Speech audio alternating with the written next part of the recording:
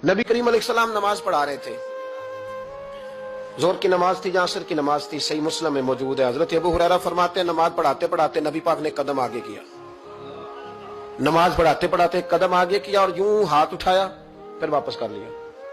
अब नमाज पढ़ के ना तो सलाम फेरा तो सहाबा अर्ज करने लगे या रसूल अल्लाह सल्लल्लाहु अलैहि वसल्लम, वो नमाज में पैर भी आगे किया तो हाथ भी उठाया, तो वजह क्या थी? पहला सवाल तो यह है कि आप लोग नमाज पढ़ रहे थे या हुजूर को देख रहे थे?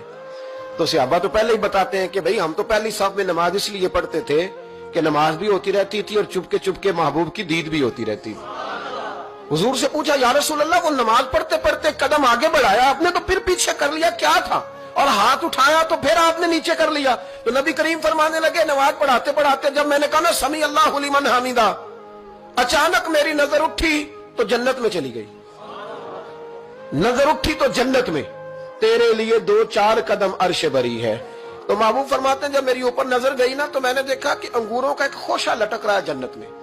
तो मैंने हाथ बढ़ाया कि तोड़ लूं।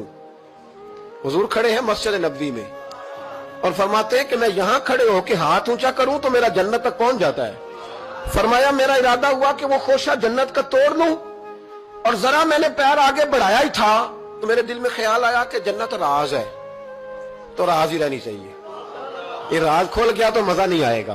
तो मैंने फिर वो हाथ वापस कर लिया। सहाबा कहते हैं जब नबी करीम ने ये बयान किया तो हमारे चेहरे न तजस्सुस से खेल उठे, तजस्सुस से। हम कोई बात और भी सुनना चाहते थे तो महबूब फरमाने लगे अगर मैं वो खोशा तोड़ के ले आता और तुम्हें दे देता तुम कयामत तक भी खाते रहते तो तुमसे खत्म नहीं होना था।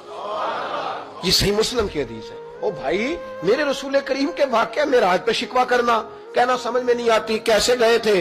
तो तू जो चाहे तो हर शब हो मिसाले शब असरा, इसलिए कि तेरे लिए 2-4 कदम